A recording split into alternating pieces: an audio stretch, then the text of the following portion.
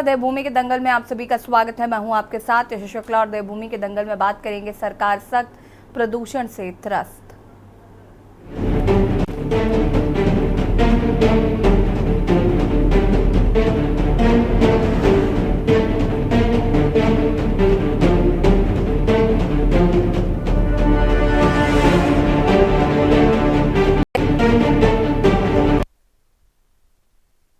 देश की राजधानी दिल्ली के साथ ही अब हिमालयी राज्यों में भी प्रदूषण का स्तर लगातार बढ़ता जा रहा है। दीपावली के बाद से सभी स्थानों में प्रदूषण की मात्रा बढ़ी है, जिसकी वजह से लोगों में प्रदूषण से होने वाली बीमारियां भी बढ़ गई हैं। उत्तराखंड की राजधानी देहरादून की स्थिति अब ये हो गई है कि दून की हवा मेरठ और गाजियाबाद से भी ज्यादा खराब है।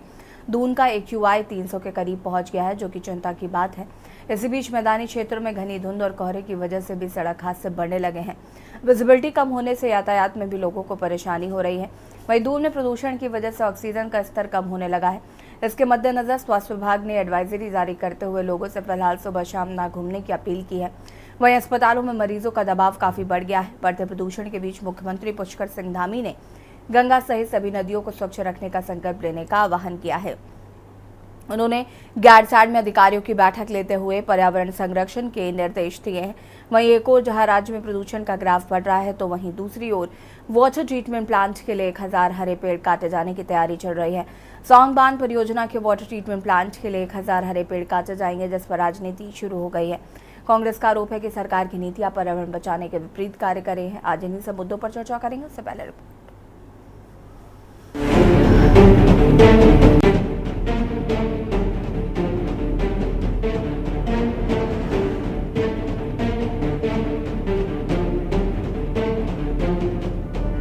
दिल्ली के बाद अब उत्तराखंड में प्रदूषण के बढ़ते ग्राफ ने लोगों की मुश्किलें बढ़ा दी हैं। 11वें हिमालय राज्य उत्तराखंड में ऐसी परिस्थिति होगी, किसी ने ऐसा सोचा ना था। चिंता की बात तो यह है कि प्रदेश के अधिकांश मैदानी क्षेत्रों में AQI खतरे के निशान से ऊपर है। प्रदेश की राजधानी देहरादून की स्थिति तो और भी चिंताजनक बनी हुई है। यहाँ AQI 300 के करीब है। बढ़ते प्रदूषण ने सरकार की चिंता को बढ़ा दिया है।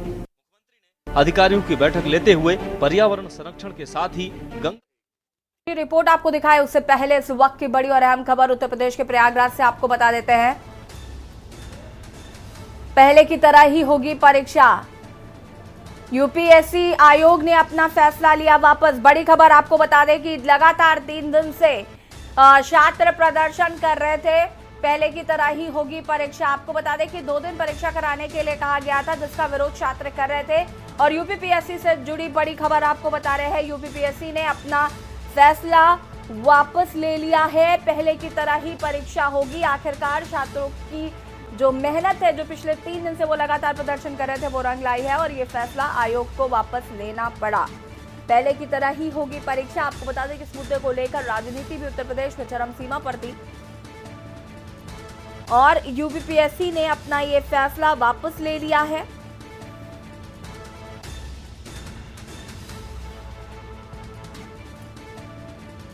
UPPSC आयोग ने अपना फैसला वापस लिया। बड़ी खबर आपको बता रहे हैं। पहले की तरह ही होगी परीक्षा, यानी कि 1 दिन में ही परीक्षा संपन्न कराई जाएगी, जिसकी मांग छात्र कर रहे थे।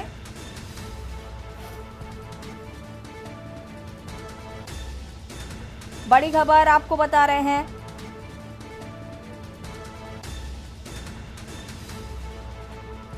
और इसी खबर पर ज्यादा जानकारी के लिए संवाददाता मधुर दरबारी हमारे साथ जुड़ चुके हैं। मधुर, क्या कुछ जानकारी है? छात्रों की आखिरकार जो मेहनत है वो रंग लाई और UPPSC से ने अपना आयोग ने अपना फैसला वापस ले लिया है। परीक्षा 1 ही दिन में होगी। जी जी जी, अभी मैं बता रहा हूँ कि अभी अनाउंसमेंट हो रहा था और अभी चल रहा है। उसमें उन्होंने कहा है, लोकसभा आयोग की तरफ से एक औपचारिक घोषणा की गई है कि जो उनका ज्ञापन उसको वापस ले रहा है। उसके अलावा साथ साथ उनका कहना है तीसरे परीक्षा के लिए खास तौर पर उनका कहना है कि उसको 1 दिन में कराया जाएगा। जो छात्रों की मांग थी वो उसको लेकर के जिसके लिए डटे हुए थे छात्र, जुटे हुए थे, यहाँ पे मौजूद यहाँ पे जुटा हुआ था, उनका कहना है कि उसकी मांग को मान लिया गया है फिलहाल के लिए। लेकिन छात्रों का अभी भी तो उससे लेकर के पूरी तरीके से वो अभी आश्वस्त नहीं है। उनका कहना है ये तो केवल अनाउंसमेंट है, हमको जो है ये चीज नोटिस लेकर में चाहिए, क्योंकि इसको बिना हम नोटिस में लिए इसको नहीं मानेंगे। क्योंकि पिछली बार भी बात हुई थी तो उसमें ऐसे एक आश्वासन दिया गया था, लेकिन उसके बाद बात जो है जो थी उसको वापस रिपीट किया गया था। उसी तरीके से 2 दिन में एग्जाम कराया गया। तो इसलिए उनका कहना है कि अभी हम ये हुआ है, बहुत अच्छी बात है, खुशी की बात है हम लोग के लिए। लेकिन अभी जो है इसका हम पूरी तरीके से जो है तैयार नहीं है। हम जब तक ये नोटिस नहीं आ जाता है तब तक हम इसका वेट करेंगे। और उसके साथ साथ मैं बता दूं कि इसमें आयोग ने एक समिति गठन करने की भी बात की है कि उसको समिति को जो है ये दिया जाएगा, वो उसको पूरा विचार करेगी, उसको लेकर के तो बातचीत होगी। तो कहीं ना कहीं देखिए एक रिलीफ की बात तो सामने आ ही रही है। मैं आपको बता दूं इस समय लोग सारे छात्र जो है पूरे जुट गए हैं सामने आकर के फिर एक बार, और काफी खुशी का इजहार कर रहे हैं। लेकिन अभी जो है उनका कहना है कि खुशी अभी आ रही पूरी, जब तक लिखित में नहीं मिल जाता तब तक हम लोग जो है इस बात को पूरी तरीके से जो है एक्सेप्ट करने को तैयार नहीं है। जी बिल्कुल मधुर, अगर हम बात करें तो आपने छात्रों से क्या इसको लेकर बातचीत की है कि अगर ये फैसला वापस ले लिया गया है तो प्रदर्शन को जाहिर है कि खत्म कर देना चाहिए? जी मैं आपको बता दूं कि अच्छा 3 दिन की छुट्टी भी होने जा रही है यहाँ पे लोकसभा की, तो हो सकता है कि आज हो सकता है प्रदर्शन को वापस ले लिया जाए, क्योंकि जो है जिस तरीके से अभी आश्वासन मिला है और ये कहा गया है कि यहाँ सरकार की तरफ से भी और मुख्यमंत्री जी की तरफ से भी कहा गया कि नहीं, इसको जो है उनकी बातों के शब्दों को माना जाए। और उस शब्दों को मानने के लिए जो है छात्र यहाँ पे जो है जिस तरह से अभी अनाउंसमेंट हुआ, अभी जब अनाउंसमेंट हो ही रहा था तो उसमें ना एक आश्वासन तो दे दिया है कि हाँ 1 दिन में परीक्षा की जाएगी। लेकिन अभी छात्र जो है इसको लेकर के पूरी तरह से आश्वस्त नहीं है। वो खुश तो है लेकिन उनको कह रहा है कि अभी खुशी हमारी आधी है, जब तक ये नोटिस जारी करके हमको नहीं देते, एक रिटर्न में हमको नहीं लिख के देते कि हाँ ये इसको वापस ले लिया जाए और इसको जो है जो एक ही दिन में कराया जाएगा और नॉर्मलाइजेशन को पूरी तरह खत्म किया जाएगा, तब तक हम जो है अभी इसको अपनी पूरी जीत नहीं मान रहे। तो इसलिए अभी भी जो है यहाँ पे खुशी की लहर जरूर है, लेकिन अभी पूरी तरीके से छात्र जो कह सकते हैं आश्वस्त नहीं है। और उनका कहना है कि जब तक हमको पूरी तरीके से सेटिस्फेक्शन नहीं मिलेगा तब तक तो अभी फिलहाल अभी यहीं। अभी देखिए आगे 1-8 घंटे में क्या होता है यहाँ पे। लगता है कि आज जो है शायद प्रदर्शन यहाँ से वापस ले लिया जाए, लोग यहाँ से छात्र चले जाए, क्योंकि आश्वासन तो आज मिल ही गया एक तरह से लोकसभा की तरफ से। बाकी अभी जो है अभी जो चल रही है वो देखिए आगे इसके आगे क्या होता है। जी बिल्कुल मधुर, इस मुद्दे को देखकर राजनीति भी उत्तर प्रदेश में चरम सीमा पर थी और जिस तरीके से अखिलेश यादव इस पर कई बार निशाना साधते हुए नजर आए थे और अब जिस तरीके से ये फैसला वापस लिया गया है, हालांकि ये नहीं समझ में आ रहा है कि छात्र अभी भी प्रदर्शन को खत्म क्यों नहीं कर रहे। प्रशासन का फिलहाल क्या वहां पर रोल है? प्रशासन क्या वहां पर लोगों को हटाने की अब कोशिश कर रहा है? मैं आपको बता दूं प्रशासन फिलहाल इस समय जो है पूरी तरह से कोऑपरेट कर रहा है और प्रशासन ने पूरी तरह बैरिकेडिंग से खोल दिया है और छात्र जो है थोड़े बहुत बाहर भी थे वो भी पूरी तरह अंदर आ गए और पूरा ये जो लोक सेवा के जितने गेट हैं उनके सामने पूरी जमावड़ा है, पूरी तरह से जुटे हुए हैं, पूरा हुजूम आप कह सकते हैं यहाँ पे छात्रों का जुटा हुआ है और वो सारे के सारे अभी जो यहीं पे है उपस्थित हैं। और अब जो है प्रशासन इस तरीके से पूरी तरीके जो है कह सकते हैं कोऑपरेट कर रहा है। फिलहाल ऐसी कोई खींचतान वाली कोई तनाव वाली स्थिति यहाँ नहीं है, क्योंकि एक तरीके से आयोग की तरफ से भी कहीं ना कोई आश्वासन उनको मिल ही गया है, भले ही अभी लिखित में नहीं मिला है। तो उनका यही कहना है कि हम आश्वासन है हमारे लिए खुशी की बात है, लेकिन जब तक उसको लिखित में नहीं ले लेते, उसका नोटिफिकेशन नहीं हो जाता, तब तक हम जो इसको लेकर के पूरी तरीके से तैयार नहीं है। और अभी जो है हमारी आधी जीत पूरी नहीं है।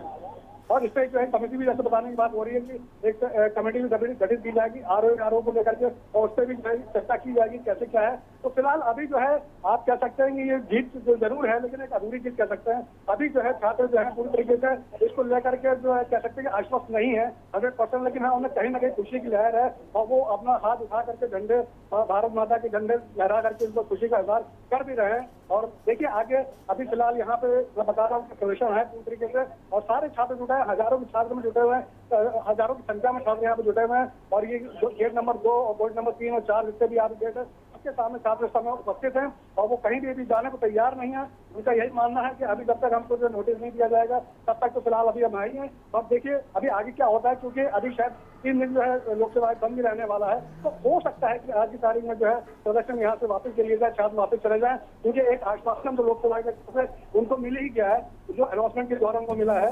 लेकिन मेरे ख्याल से जहाँ तक वो लिखित उनका कहना है कि हमको ये चीज जो है लिखित में चाहिए, कि पिछली बार भी इस तरीके से उनको जो आश्वासन दिया गया था करके, लेकिन उसको जो है पूरा नहीं किया गया था। जी जी ठीक है मधुर, बने रहिएगा हमारे साथ, और भी अपडेट आपसे लेंगे। और आपको बता दें कि फिलहाल आयोग ने अपना फैसला वापस ले लिया। आरओ 2023 की परीक्षा स्थगित की गई है। प्रयागराज में यूपीपीएससी से जुड़ी बड़ी खबर आपको बता रहे हैं।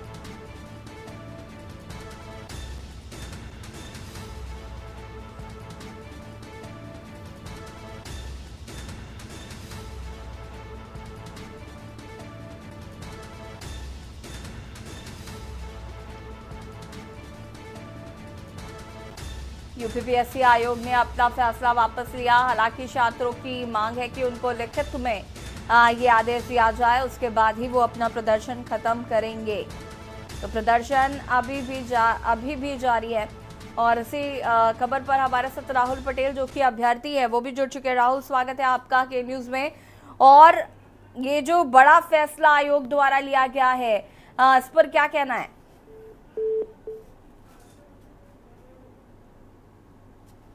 लगता है संपर्क टूट गया है, फिर से संपर्क करने की कोशिश करते हैं। बता दें आपको कि यूपीपीएससी आयोग ने अपना फैसला वापस लिया।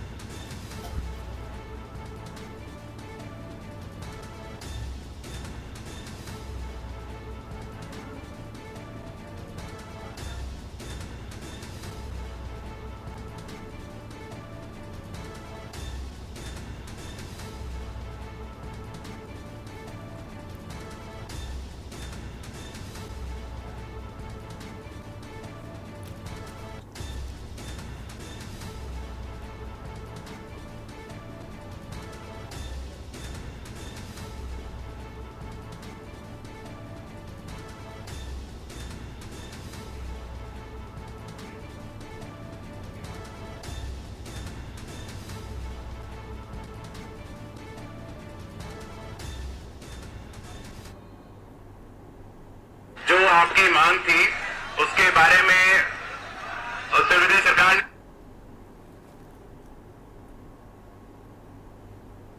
ने माननीय मुख्यमंत्री जी ने निर्णय लिया है और आयोग ने उसमें निर्णय लिया है। माननीय मुख्यमंत्री जी के निर्देश पे आयोग की तरफ से सचिव साहब हमारे पास हैं।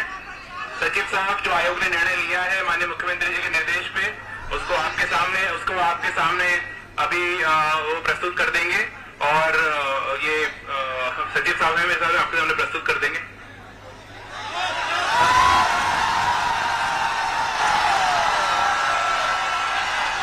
हेलो, आवाज आ रही है मेरी? कृपया शांत हो जाइए, आपके हित की बात है, शांत हो जाइए और कृपया मेरी बात समाप्त होने तक शोर न मचाइएगा। इसको बहुत ध्यान से सुनिएगा। विगत कुछ महीनों से देश के विभिन्न हिस्सों में चयन परीक्षाओं में पेपर लीक के मामले सामने आए थे, जिसमें विभिन्न संस्थानों की संलिप्तता पाई गई थी। इसे ध्यान में रखकर चयन परीक्षाओं की शुचिता एवं पारदर्शिता सुनिश्चित करने के उद्देश्य से विगत दिनों प्रदेश में 5 लाख से अधिक अभ्यर्थियों की संख्या वाली चयन परीक्षाओं को एकाधिक पालियों में आयोजित करने की अपेक्षा राज्य सरकार ने की थी, जिसके क्रम में उत्तर प्रदेश लोक सेवा आयोग द्वारा आवश्यक कार्रवाई शुरू की गई। इसी उद्देश्य के साथ उत्तर प्रदेश लोक सेवा आयोग द्वारा आगामी दिसंबर में प्रस्तावित पीसीएस प्रारंभिक परीक्षा 2024 एवं सहायक समीक्षा अधिकारी एवं सहायक समीक्षा अधिकारी आदि प्रारंभिक परीक्षा 2023 को भी एकाधिक पालियों में आयोजित करने की घोषणा की गई थी। उक्त के संबंध में विगत कुछ दिनों से कुछ छात्रों द्वारा की जा रही मांग का माननीय मुख्यमंत्री जी ने आयोग को छात्रों के साथ संवाद और समन्वय बनाकर आवश्यक निर्णय लेने को कहा। इस पर आयोग ने छात्रों से संवाद बनाकर सम्यक रूप से यह निर्णय लिया है। माननीय मुख्यमंत्री जी के पहल पर आयोग पीसीएस प्रारंभिक परीक्षा 2024 को सैद्धांतिक रूप से पूर्व के भांति एक दिवस में कराया।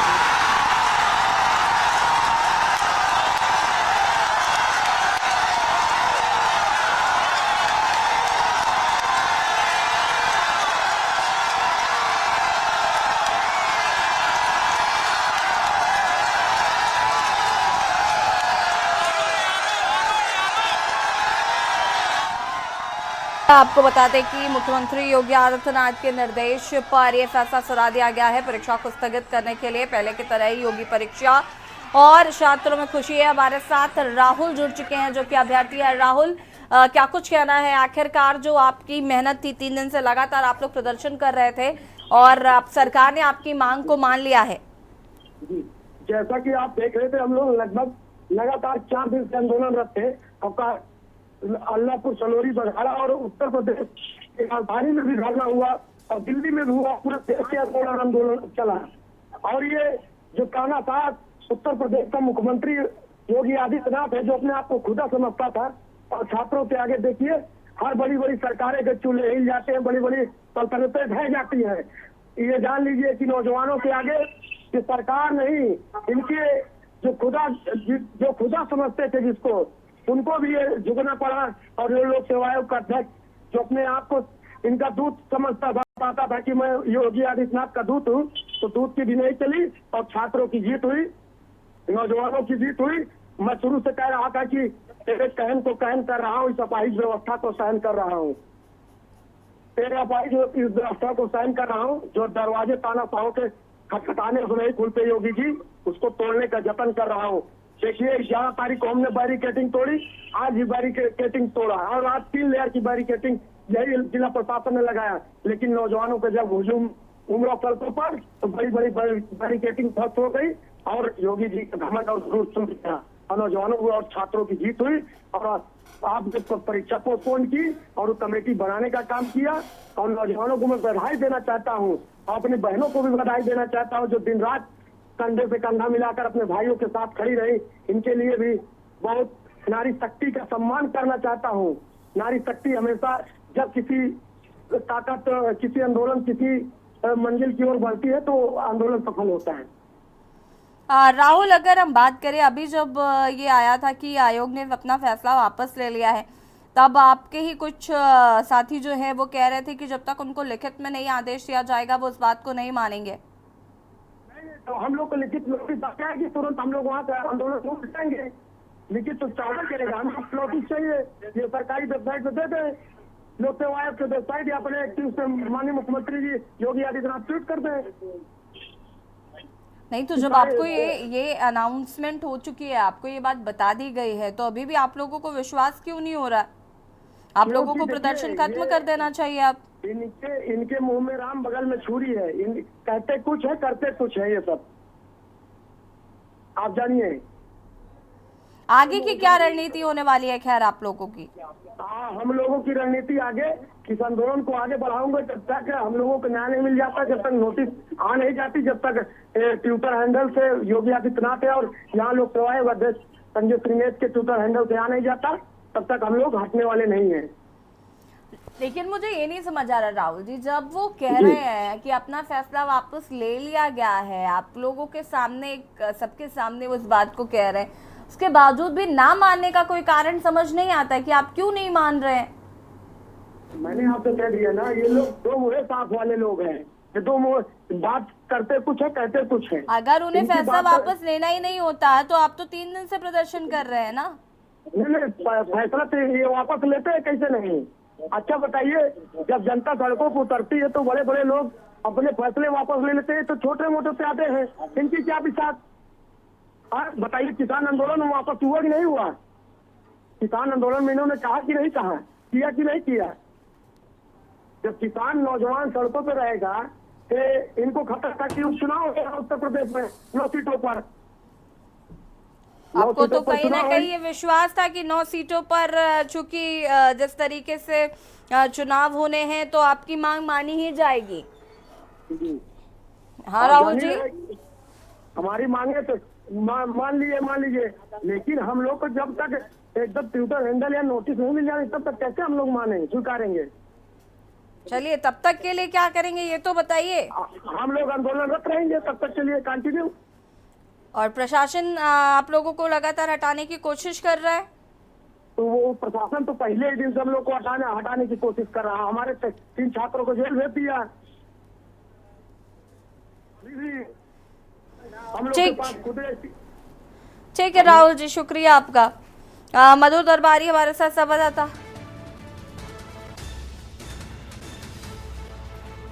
यूपीपीएससी आयोग ने अपना फैसला वापस लिया है। आपको बता दें कि लगातार छात्रों द्वारा मांग की जा रही थी, प्रदर्शन लगातार किया जा रहा था, और अब मांग को मानते हुए जो छात्रों की मांग थी उसे मान लिया गया है। और यहाँ रुकेंगे छोटे से ब्रेक के लिए, जो हाजिर होता है। ब्रेक के बाद एक बार फिर से आप सभी का स्वागत है और देवभूमि के दंगल में आज हम बात कर रहे हैं सरकार सख्त प्रदूषण से त्रस्त। देश की राजधानी दिल्ली के साथ ही जिस तरीके से हिमालय राज्यों में भी प्रदूषण का स्तर बढ़ता जा रहा है, इसको लेकर मुख्यमंत्री पुष्कर सिंह धामी काफी चिंतित नजर आ रहे हैं। चर्चा इस मुद्दे पर करेंगे, उससे पहले रिपोर्ट।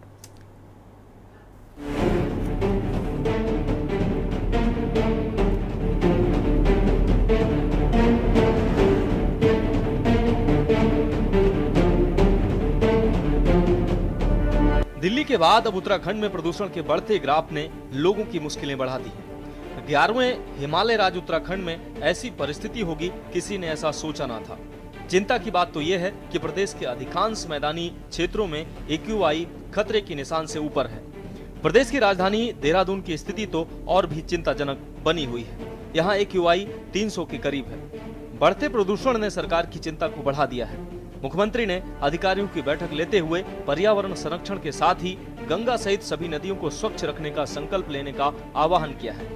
वहीं पर्यावरण संरक्षण के साथ ही दून में वाटर ट्रीटमेंट प्लांट के लिए 1000 हरे पेड़ काटे जाने की तैयारी चल रही है। सौंग बांध परियोजना के वाटर ट्रीटमेंट प्लांट के लिए 1000 हरे पेड़ काटे जाएंगे, जिस पर राजनीति भी गर्मा गई है। कांग्रेस का आरोप है कि सरकार की नीतियां पर्यावरण बचाने के विपरीत कार्य कर रही हैं, जबकि भाजपा इससे इनकार कर रही है।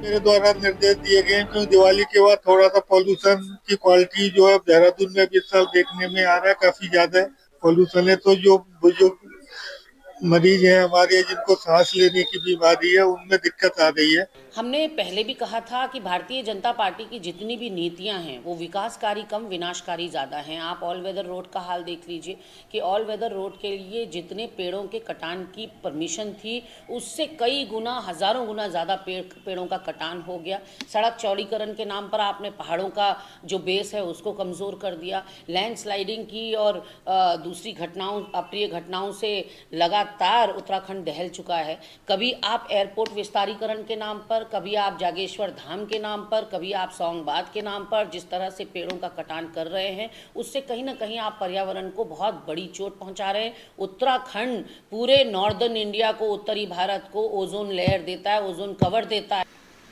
देखिए, कांग्रेस के लोगों को मुझे लगता है या तो इस तरह के जब भी बयान देते हैं उसमें कुछ स्टडी करनी चाहिए।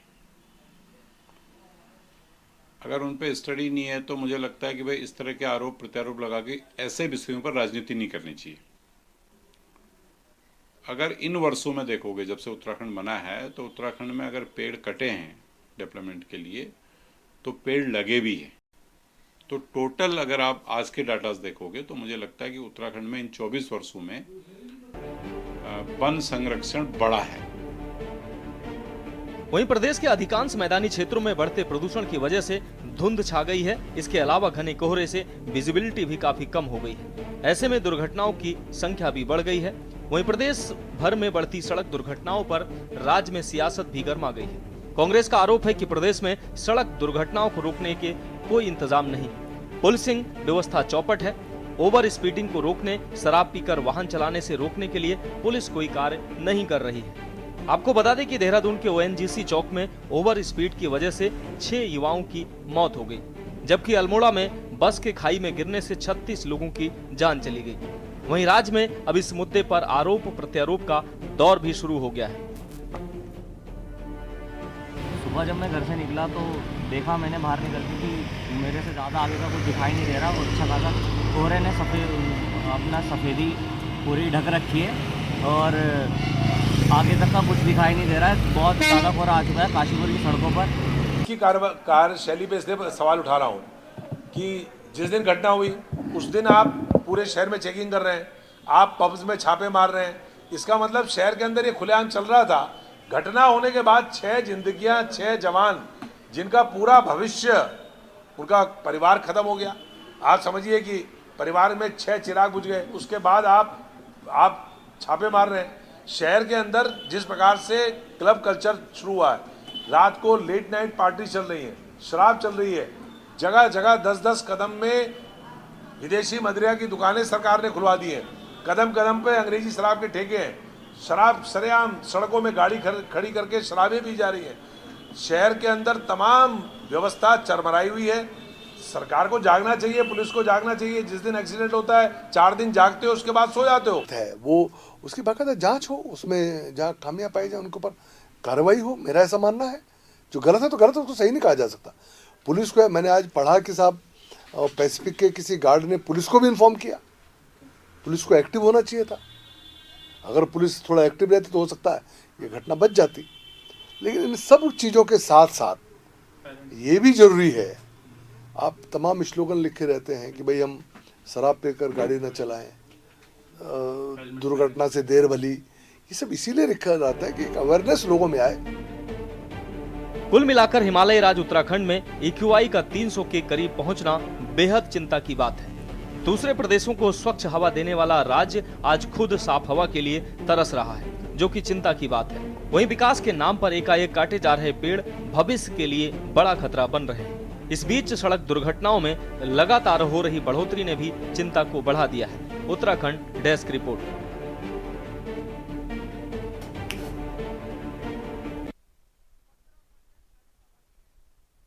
बता दें आपको कि प्रदूषण का स्तर लगातार बढ़ता जा रहा है, लेकिन जिस तरीके से पेड़ काटे जा रहे हैं उत्तराखंड में, ये चिंता का विषय बना हुआ है। इससे पहले भी हम कई बार चर्चा कर चुके हैं कि अगर प्रदूषण को नियंत्रण में लाना है तो हरे भरे पेड़ों को काटने से बचना होगा।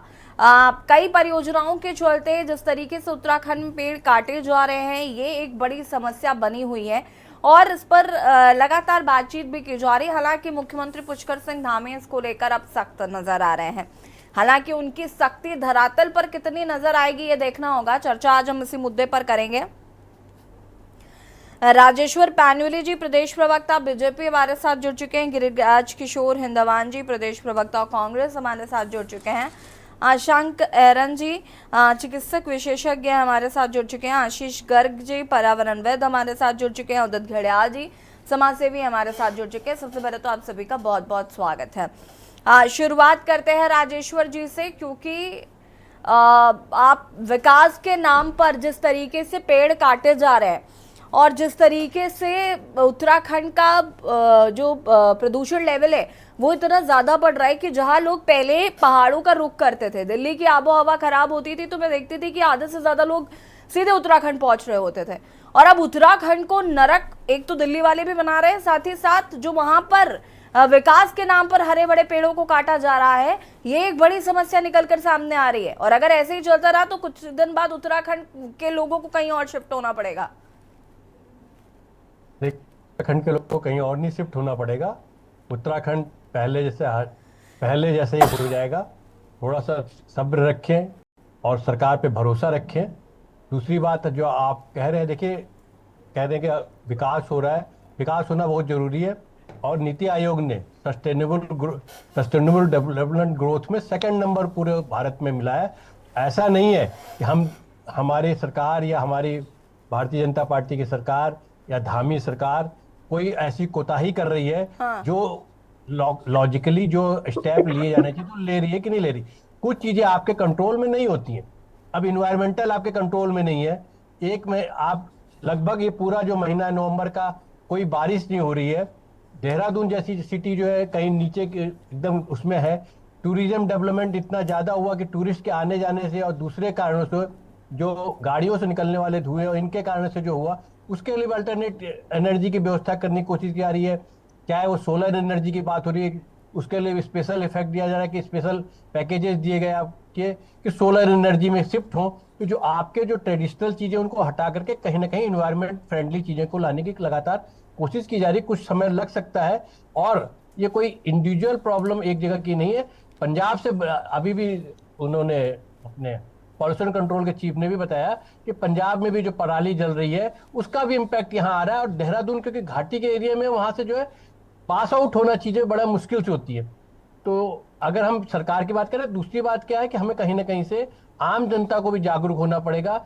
जो कंट्रीब्यूट करते हैं दूसरे तीसरे कारणों से, चाहे कंस्ट्रक्शन वर्कर वाले जो कंट्रीब्यूट करते हैं, चाहे वो डेवलपर जो कंट्रीब्यूट करते हैं, उनको कहीं ना कहीं से अपने सगज होना पड़ेगा। आस पड़ोस में भी सगज होना पड़ेगा कि कुछ अपनी जिम्मेदारी भी समझ करके करें।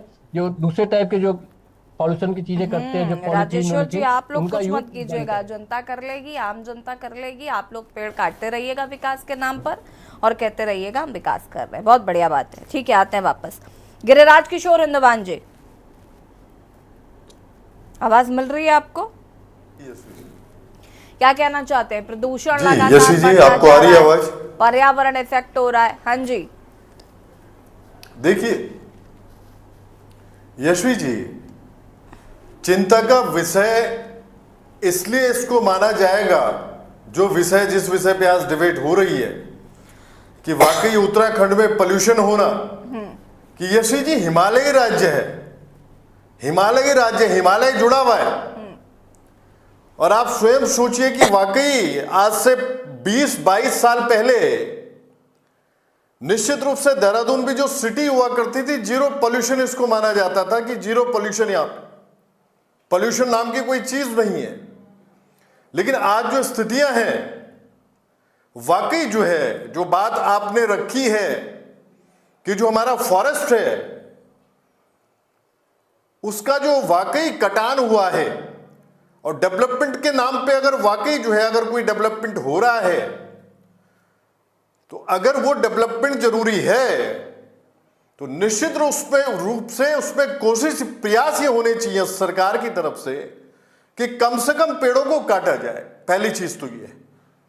दूसरी चीज क्या है, आज निश्चित रूप से यशी जी ये बिल्कुल मानना पड़ेगा कि पोल्यूशन जो है, आज इतने व्हीकल हो चुके हैं, निश्चित रूप से आज इतनी गाड़ियां हो चुकी हैं, 4 व्हीलर हो चुके हैं कि वो वाकई संख्या जो है लाखों में उसकी हो चुकी है। एक शहर की बात मैं कर रहा हूं, देहरादून की आपसे, जो पोल्यूशन है, वाकई आज जो स्थिति है, फिलहाल जो माहौल जो बना हुआ है, एक्सीडेंट भी अभी जो परसों हुआ है, वाकई उसमें बहुत पीड़ादायक एक्सीडेंट था। उसमें 6 बच्चे जो हैं वो निश्चित रूप से मृत घोषित कर दिए गए।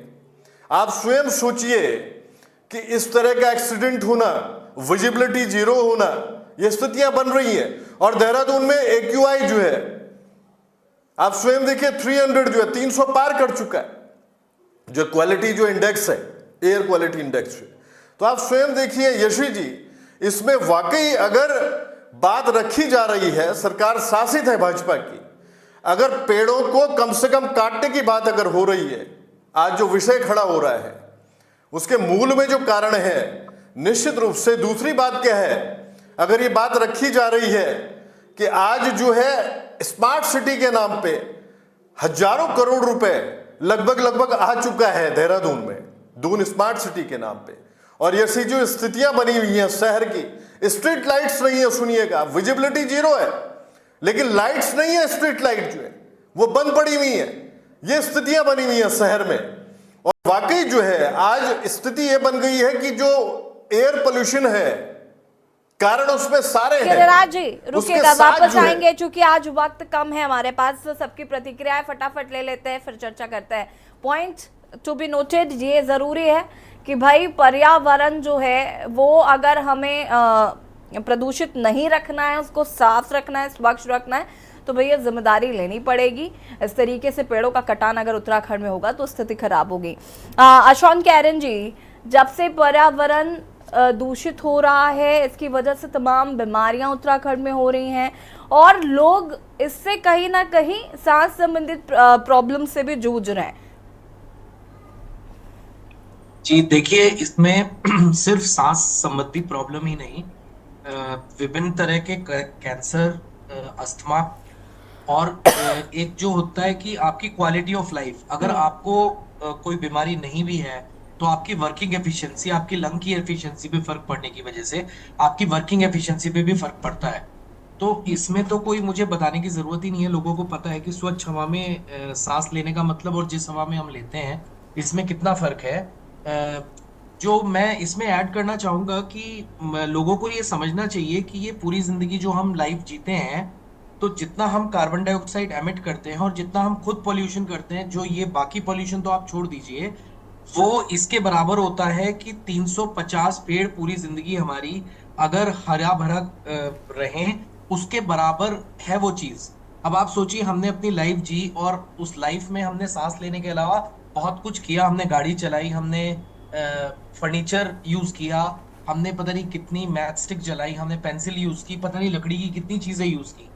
तो हमारा भी ये एक फर्ज बनता है कि सिर्फ हम ये बात ही ना कर रहे, अगर हमें सही में इसके लिए कुछ करना है तो हर आदमी कम से कम अपने जीवन काल में 500-600 पेड़ लगाए, और सिर्फ पेड़ ही ना लगाए, उनकी परवरिश भी करे। मैंने देखा है कई बार कई एनजीओज और कई पॉलिटिशियंस पेड़ तो लगा देते हैं, उसके बाद कुछ समय बाद आप जाके देखें तो वहां पे तो कुछ भी नहीं होता, क्योंकि उस पेड़ की देखरेख करना मेन चीज है।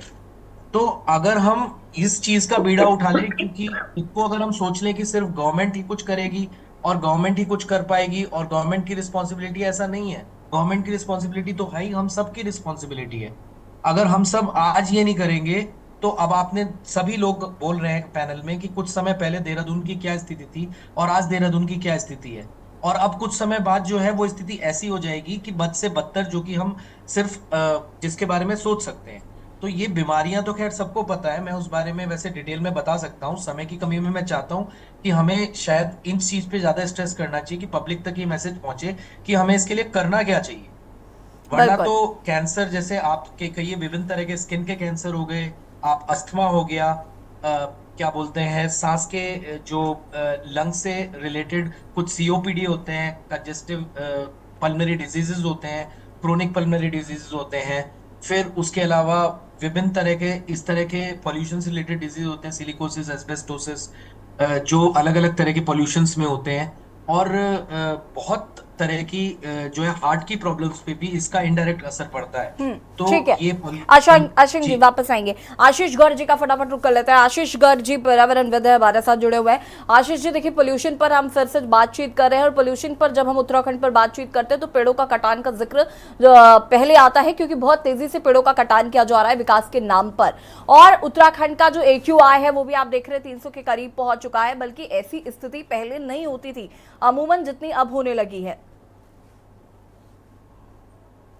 जी बिल्कुल, जैसा मैं सब पैनलिस्ट को सुन रहा था, देखिए पेड़ क्यों जरूरी है इस पे मुझे कोई दोबारा रिपीट करने की जरूरत नहीं है, लेकिन ये फैक्ट है कि देहरादून सिटी को आप देखा जाए तो 1% ग्रीनरी रह गई है लगभग, जो कभी पिछले 20 जो साल पहले आप करीब 30-40% ग्रीनरी यहाँ पर हुआ करती। कारण इसका ये है, मैं आपको बिल्कुल दो ऑपोजिट बातें बताऊंगा कि नैनीताल में आप जाएंगे वहां पे पेड़ काटना बहुत बेहद मुश्किल है, लेकिन देहरादून में पेड़ काटना बहुत आसान है, और पेड़ काटने के बाद उसकी ना कोई सुनवाई होती है।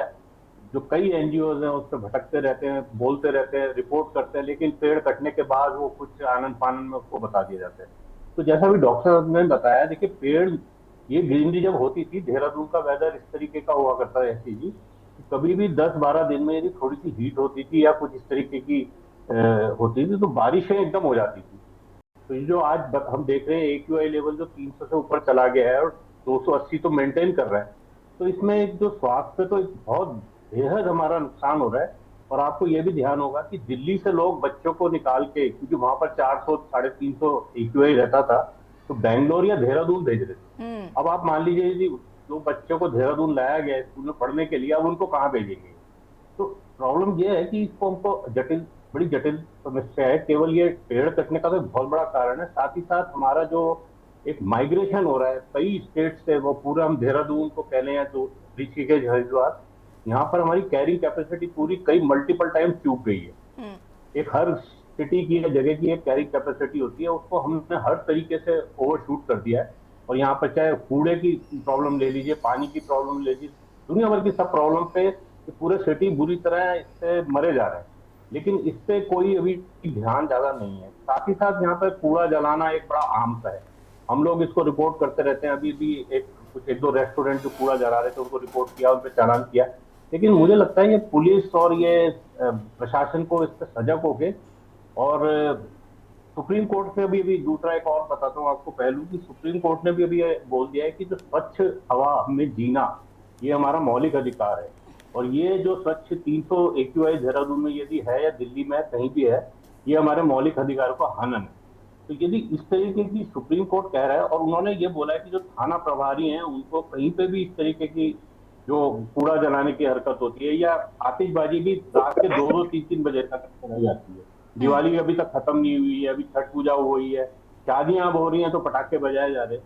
तो इस पे लगाम कसने की जरूरत है। देखिए जब ये वेदर अच्छा हो जाएगा, हमारे पॉल्यूशन लेवल बहुत कम होगा, थोड़ा बहुत आतिशबाजी कर ली जाए बस ठीक है, लेकिन इस समय जब सिचुएशन इतनी बदतर हो चुकी है, उसके बावजूद भी धड़ल्ले से मतलब हर आदमी, कंस्ट्रक्शन का कोई तो नहीं है, कंस्ट्रक्शन के जब करते हैं तो धूल ना उड़ने के लिए कई नॉर्म्स है उसके, कि पानी छिड़काव होना चाहिए, स्क्रीन्स लगाने चाहिए, लेकिन वो पूरे शहर में इस समय सब तरफ सीवर लाइन के लिए या दूसरी कंस्ट्रक्शन, प्राइवेट कंस्ट्रक्शन चल रही है और ये सारी धूल हमारी एटमॉस्फेयर में है। और डॉक्टर साहब ने बिल्कुल सही कहा कि ये हमारे ब्लड में जा रही है, और जो हमारे गर्भ में बच्चे हैं वो तक इनेल कर रहे हैं PM 2.5 जो होता है हमारा पार्टिकुलेट मैटर को। तो सिचुएशन बहुत खराब है और इसमें बिल्कुल लाइफ कम हो जाएगी जितने भी यहाँ पे रहते हैं, चाहे बुजुर्ग हो या आने वाले बच्चे हो या युवा हो। तो ये एक बहुत बड़ा हमारा एक समस्या बनी हुई है, इस पे काम करने की सबको जरूरत है। ठीक है। हाँ, उदित गढ़याल जी हमारे साथ जुड़े हुए हैं। उदित जी, क्या कुछ कहना चाहते हैं? जिस तरीके से पोल्यूशन को लेकर हम आज चर्चा कर रहे हैं और ये एक बड़ी समस्या उत्तराखंड के लिए अब बनती जा रही है। यशी जी, देखिए, एक समय देहरादून शहर की आबादी 50,000 थी। ये ज्यादा दूर नहीं, 20 साल पहले। अभी 10 लाख पार है शहर की, जिले की नहीं बात कर रहा मैं। और उतना ही बड़ा है जितना 50,000 में था। 10 लाख के लिए कंस्ट्रक्शन हुआ, गाड़ियां आई हैं, पेड़ कटे हैं, बहुत सारी चीजें हुई हैं। और ये होगी क्योंकि सबको जरूरत है। मल्टी स्टोरीड फ्लैट कभी देखे नहीं थे किसी ने यहाँ पर देहरादून में। अब वो बहुत हाई राइज बनने लग गए, 8-8 स्टोरी बनने लग गए, 10 बनने लग गए। कंस्ट्रक्शन हो रहा है, उससे डस्ट। देखिए, देहरादून बड़ा पिक्यूलियर एक जगह है जो एक कटोरे के शेप में, बोल शेप में है। और इस कटोरे में अगर प्रदूषण बैठ गया तो जब तक बारिश या तेज हवा नहीं चलेगी, जब तक ये इससे नहीं निकलेगा। कुछ वाकई इन्वायरमेंटल इश्यू बने हुए हैं, नेशनल लेवल पे बने हुए हैं। ये उत्तर भारत में बना हुआ है बहुत जबरदस्त, जो कि अभी हवा नहीं चल रही है। नवंबर का आधा बीत चुका है। ला नीना जो है वो बहुत अभी इफेक्टिव ही नहीं हुआ है, तो वो बारिश नहीं आ रही है। उस बारिश न आने की वजह से देखिए, फाइन डस्ट है इस समय, बहुत फाइन डस्ट है जो बुजुर्गों को बहुत तकलीफ दे रही है। मैं अपर देहरादून में रहता हूं, नीचे में जो कटोरे का हिस्सा है, जो बोल का हिस्सा है, उसमें बिल्कुल स्टैग्नेंट हो रखा है पॉल्यूशन। जो अपर देहरादून है उसमें भी है। पौड़ी की तरफ जाएंगे जहां कभी पॉल्यूशन नहीं होता था, वहां AQI 100 के आसपास है। पूरे नॉर्थ इंडिया की स्थिति इस समय खराब है। लेकिन प्रॉब्लम कहां है? इस समय मैसिव कंस्ट्रक्शन रोड का चल रहा है, स्प्रिंकलिंग कहीं नहीं है। मैसिव काम चल रहा है रेलवेज का। इतनी फाइन डस्ट है कि एक बार वो हवा में चली गई तो किलोमीटर्स तक जाएगी। वो कहां तक कोई पता नहीं है। तो अच्छे जो स्टडी करते हैं साइंटिस्ट वही बता सकते हैं। लेकिन मैं खुद देख रहा हूं, मैं अभी आ रहा हूं पहाड़ से ही, वहां भी विजिबिलिटी बहुत पुअर है। तो हम लोगों को चिंता हो रही है।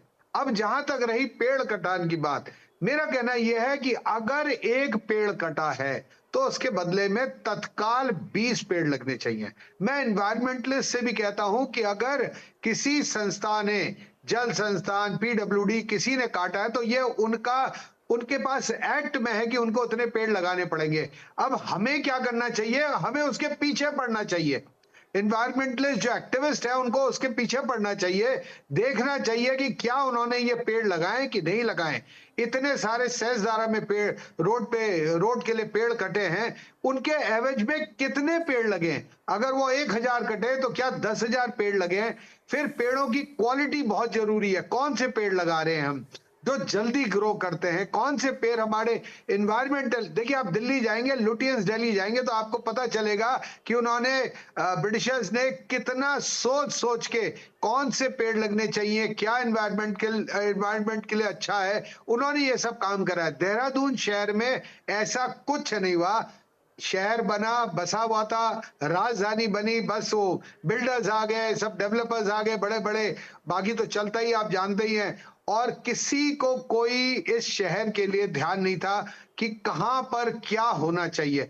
आज भी मेरा मानना यह है, आज भी अगर सरकार कोई एक्ट ला दे बहुत कठोर और उसमें एक्टिविस्ट उसके पीछे पड़ जाएं तो यह शहर अभी भी कुछ बच सकता है। अन्यथा 50,000 का शहर 10 लाख पे आया है, कल को यह 20 लाख पे होगा और बद से बदतर स्थिति हो जाएगी यहाँ की। राजेश्वर पैनोली जी का रुख कर लेते हैं। राजेश्वर जी, सरकार क्या कर रही है, गवर्नमेंट क्या कर रही है इस पोल्यूशन को कम करने के लिए? देखिए, पहले भी मैंने बोला कि सरकार अपनी तरफ से सारी कोशिशें कर रही है। होता क्या है, इन्वायरमेंट जिससे चीज़ों से खराब होता है, कंस्ट्रक्शन है, कंस्ट्रक्शन पे भी जो जितनी रोक लग सकती है उतनी रोक लगाई जा रही है। अभी ये जैसे हमारे इन्वायरमेंट बता रहे थे कि स्प्रिंकल का यूज नहीं हो रहा है, उन सब चीज़ों को चेक करना चाहिए। कहीं ना कहीं हो सकता है कुछ चीज़ों में गलतियां हो रही हों, एज पर द लॉ वो लगने चाहिए और एज पर द लॉ वो होना चाहिए। अभी हमारे प्राइवेट भाई साहब ने भी बताया कि सुप्रीम कोर्ट ने भी कहा है कि जो आपको ये एक्शंस लेने चाहिए इमीडिएटली, वो एक्शंस लेने चाहिए। दूसरी बात जो हमारी तरफ से आ जाती है, उन चीज़ों को, पॉल्यूशन को रोका कैसे जाए, आपको कहीं ना कहीं क्लीन जो है, क्लीन एनर्जी लानी पड़ेगी। क्लीन एनर्जी जो सबसे ज़्यादा पॉल्यूशन का कैसे कंट्रीब्यूट कर रहा है, जैसे अभी हमारे कांग्रेस के भाई साहब बोल रहे थे कि 1 लाख के करीब गाड़ियां हैं, 1 लाख गाड़ियों को कहीं ना कहीं आपको कन्वर्ट करना पड़ेगा, चाहे इलेक्ट्रिकल गाड़ियों में हो, चाहे सीएनजी गाड़ियों में हो, चाहे दूसरे तरीके की एनर्जी की जाए जिससे कि पॉल्यूशन लेवल कम हो। तो 3-4 एरिया हैं जो उनको फोकस करके सरकार काम कर रही है, इंक्लूडिंग आर्टिफिशियल रेन कैसे हो सकती है, उस पर भी वर्कआउट कर रही है कि उसको कैसे किया जा सकता है, और जो आपके घर में बिजलियां जाती हैं उनको कैसे सोलर से या दूसरे एनर्जी सिस्टम से कैसे क्लीन करके किया जा सकता है।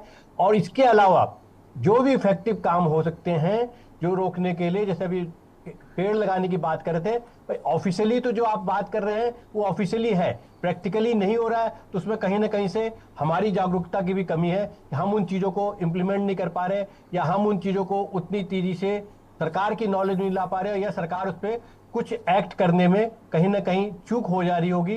तो वो चीज़ें देखने की चीज़ है, और सरकार उसमें बड़ी गंभीर है, सरकार का ऐसे कहीं नहीं छोड़ रही। और सरकार को जो भी इस ढंग की नॉलेज में आता है कि कोई वायलेशन हो रहा है या कोई वायलेशन इस ढंग का हो रहा है जब पॉल्यूशन बढ़ रहा हो, उसको इमीडिएटली उसको एक्ट अपॉन किया जाए। और जहां तक लोकल जो भी एडमिनिस्ट्रेटिव अथॉरिटीज हैं उनको भी क्लियरली कट इंस्ट्रक्ट किया गया है कि पॉल्यूशन लेवल को हर तरीके से रोका जाए, इंक्लूडिंग नदियों के अंदर अगर कोई चीजें जा रही हैं उनको भी रोका जाए। उसके साथ साथ जो दूसरे तरीके हैं उनको भी कहीं ना कहीं इफेक्टिवली कंट्रोल किया जाए जिससे कि पॉल्यूशन लेवल कम हो। ठीक है, वापस आते हैं आपके पास गिरिराज जी। यहाँ पर देखिए, जैसे कि अभी राजेश्वर जी ने कहा कि सरकार लगातार इस ओर काम कर रही है, जहाँ पर पोल्यूशन ज़्यादा है वहाँ पर स्थिति कैसे बेहतर की जाए इस पर काम कर रही है, क्या कहना चाह रहे हैं? यशी जी, अभी पैनोली जी जितनी बात पैनोली जी रख रहे हैं, राजेश्वर जी वो चिंतित हैं, लेकिन सरकार कहीं इंप्लीमेंटेशन की तरफ नहीं है, सुनिएगा। और यशी जी, अभी मैं उदित घिरलियाल जी जो बात रख रहे थे, निश्चित रूप से उनसे संबद्ध करूंगा अपने को कि वाकई जो है अगर एक पेड़ कट रहा है तो उन्होंने बहुत बड़ी बात नहीं रखी है।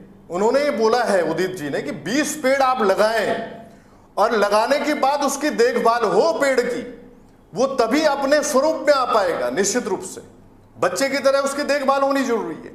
और स्ट्रिक्ट वे में आपको बताऊं, मैं आज भी बताऊंगा मैं आपको, सरकार अगर पूरी तरह से वाकई अगर पूरे इमोशंस के साथ इस बड़ा सेंसिटिव मुद्दा है, अगर वाकई जो है स्ट्रिक्ट जो बाइलॉज हैं, वाकई स्ट्रिक्टली अगर सरकार इस तरह के लॉ अगर तैयार करे कि वाकई जो है कहीं पे अगर कटान हो रहा है, कट रहा है पेड़, तो उसकी 20 पेड़ और 30 पेड़ उसमें लगाए जाए। उसके साथ साथ जो भी रेजिडेंस बन रहे हैं, जो भी एमडीडीए पास कर रहा है नक्शों को, उसमें घर में भी एक लॉ निश्चित होना चाहिए कि घर के आगे पीछे अगर कहीं जगह है तो वहां आप पेड़ लगाएं। इसके अलावा जो है आज भी यशी जी, देहरादून में जो मिनी हिल्स हैं आसपास, आप देखेंगे अभी भी एक डेंस फॉरेस्ट बना हुआ है। आज अगर इस पोल्यूशन को बैलेंस किया हुआ है तो वही जो डेंस अगर फॉरेस्ट हमारे पास है उसने इस पोल्यूशन को भी बैलेंस किया हुआ है। दूसरी चीज, एक चीज और रखना चाहूंगा यशी जी, ये मेरा हो सकता है व्यक्तिगत सुझाव, लेकिन दीपावली में जो पटाखे वाकई जलाए जाते हैं, निश्चित रूप से जो इस समय जो विस्फोटक स्थिति है एयर पॉल्यूशन की, अगर वाकई अस्थमा का जो पेशेंट है वो अगर परेशानी की मुद्रा में है तो उसके पीछे सबसे बड़ी बात यह है कि इसको सरकार को भी बड़े स्ट्रिक्ट वे में इस तरफ भी जाना चाहिए कि पटाखे जो है उसके बाद भी अभी तक पटाखे जलाए जा रहे हैं, फोड़े जा रहे हैं। स्वयं सोचिए, तो कितना बड़ा एक पोल्यूशन जो एयर पोल्यूशन, अगर उसकी समस्या तरफ यहाँ वाकई पर सरकार जो है अगर चिंता कर रही है, समस्या यहाँ पर ये है ना, आज भी ये चीजें हो गिरिराज सकती है किशोर प्रैक्टिकल। जी, एक सेकंड, ठीक है, मैं वापस आऊंगी, आप सभी हमारे साथ बने रहेगा, चर्चा को आगे बढ़ाएंगे। यहाँ रुकेंगे छोटे से ब्रेक के लिए, चलो हाजिर होते हैं।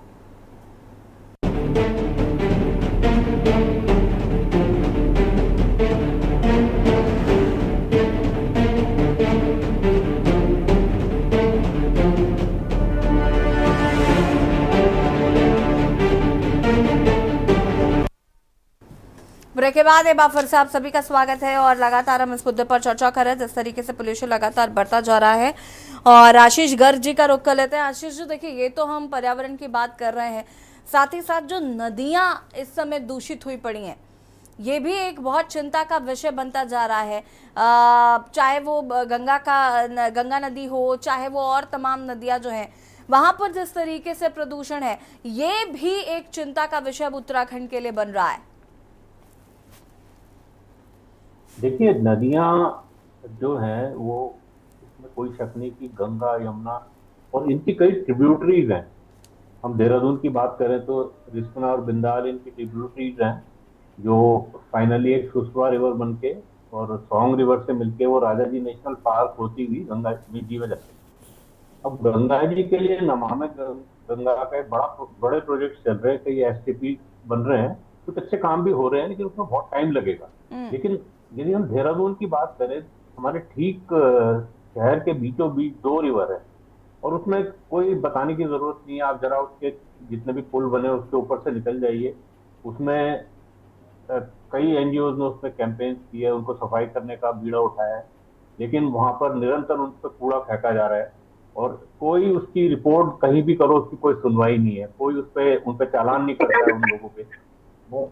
और वो इसका सबसे बड़ा एक जो ये है कि जब ये सारा कूड़ा बारिशों में, जैसे मैंने बताया, सुसवा से निकल के राजा जी नेशनल पार्क में जाता है, तो उसमें जितनी भी आसपास की जो जंगल तो नष्ट हो ही रहे हैं, उससे जो वाइल्ड लाइफ भी उसको आके वहाँ जो उसमें प्लास्टिक या और दूसरे जहरीले पदार्थ हैं उनकी डेथ हो रही है।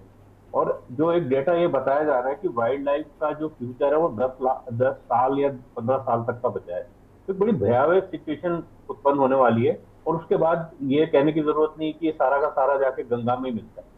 तो हमें इसको एक जो डेवलपमेंट बहुत जरूरी है, सब लोग हम विकास के पक्षधर हैं, लेकिन जो सस्टेनेबल डेवलपमेंट होता है, हमको जो हर चीज को समन्वय रखते हुए जो काम करने की जरूरत है, आई थिंक वो बैलेंस पूरा बिगड़ा हुआ है। वो टिल्ट केवल एक, मेरे ख्याल से ऐसा होता है कि कॉन्ट्रैक्ट दे दिया जाता है, ठेकेदार पे छोड़ दिया जाता है, ठेकेदार भी प्रोफेशनल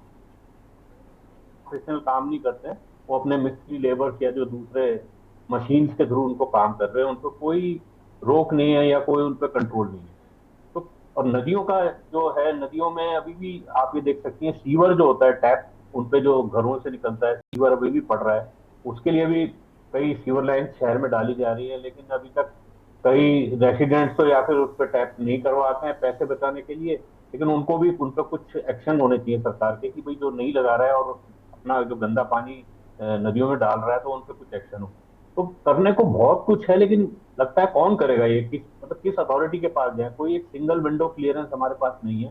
तो मेरा ये मानना है इन सब चीजों के लिए, चाहे हमारा एयर पॉल्यूशन हो, AQI को इम्प्रूव करना हो या नदियों को हमें स्वस्थ करना हो, उसके लिए हमको कोई ये डिपार्टमेंट को छोड़ के मल्टी डिसिप्लिनरी टीम बनानी चाहिए, जिसमें हर डिपार्टमेंट के रिस्पॉन्सिबल और जो इफेक्टिव लोग हैं उनको रखे और उनकी कंटिन्यूस मॉनिटरिंग करके, रेगुलर मीटिंग करके, उनको एक टाइम बाउंड प्रपोजल देके और फंड्स देके उसको इम्प्लीमेंट कराना चाहिए, तभी कुछ होगा। और साथ ही साथ ग्रीनरी बढ़ाने के लिए, देखिए ग्रीनरी ऐसा हो रहा है कि लगाते हैं, इसमें कोई शक नहीं, पर सर्वाइवल रेट बहुत कम होता है इनका, 10% से ज्यादा का सर्वाइवल रेट है ही। तो आप जैसे सर ने बताया, एक पेड़ की जगह कटेगा उसकी जगह 20 लगाएंगे तो फिर वो 2 ही उगेंगे। तो कई चीजें हैं और जमीन नहीं है देहरादून में, जो सारी जमीन इतनी महंगी हो गई है तो कोई पेड़ लगाने के लिए राजी नहीं है।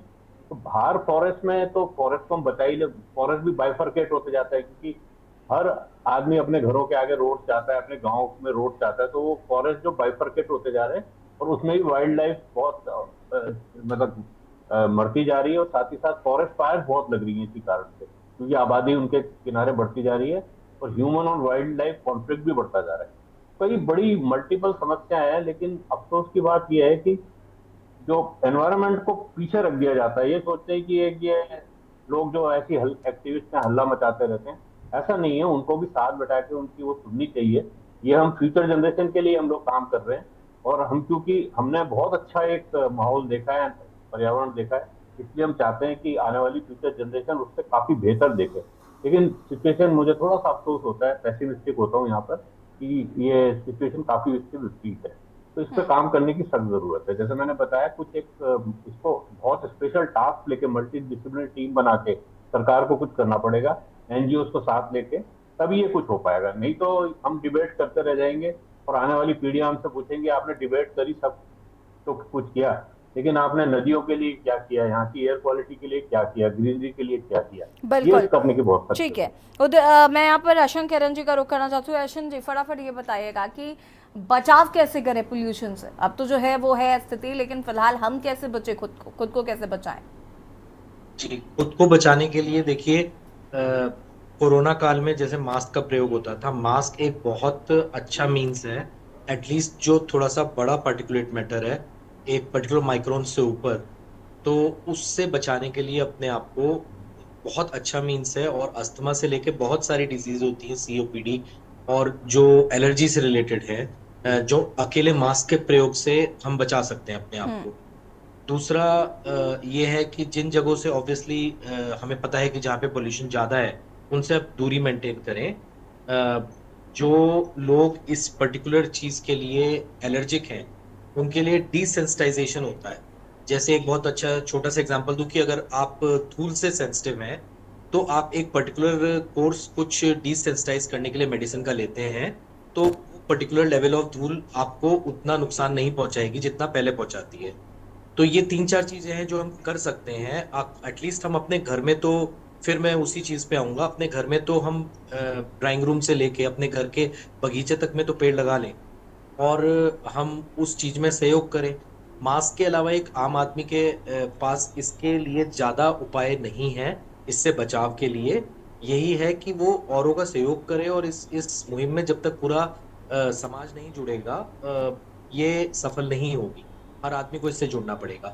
जैसे सर ने बताया, ये पॉल्यूशन खाली एक एयर पॉल्यूशन नहीं है, इसमें बाकी चीजें भी इन्वॉल्व हैं, जैसे सीवर से लेके जो हमारा वेस्ट डिस्पोजल है। अब सरकार थोड़े चेंजेस तो ला रही है, जो अब हमारे पास कूड़ा गाड़ी आती है, उसमें 2 तरह के वेस्ट इकट्ठे, सूखा और गीला कूड़ा। इसी तरह अलग अलग तरह के वेस्ट को सेग्रीगेट नियर फ्यूचर में होना चाहिए। नेशनल ग्रीन ट्रिब्यूनल इस सेंस में बहुत अच्छा काम कर रही है, लेकिन उसको और तेजी से करने की जरूरत है। तो मेरा तो मैसेज मास्क का रहेगा। जो लोग इस चीज के लिए सेंसिटिव जोन में आते हैं, उनको मास्क का जितना हद तक बिल्कुल, तो कहीं ना कहीं मास्क की सुरक्षा है, और साथ ही साथ सरकार इस ओर ध्यान दे, वही बेहतर है। आप सभी का शुक्रिया चर्चा में शामिल होने के लिए। और देवभूमि के दंगल पे आज हम बात कर रहे थे, जिस तरीके से पोल्यूशन लगातार उत्तराखंड में बढ़ता जा रहा है, ये एक बड़ी समस्या उत्तराखंड के लिए बनती जा रही है। ऐसे में सरकार जो है वो इस पर ध्यान दे रही है, सख्त रुख अपना रखा है, लेकिन फिर भी धरातल पर पेड़ कटान पर रोक की जरूरत है। साथ ही साथ जो नदियां हैं उनको भी साफ सुथरा रखने की जरूरत है। देवभूमि के दंगल में फिलहाल इतना ही। देखते रहिए न्यूज़ इंडिया। नमस्कार।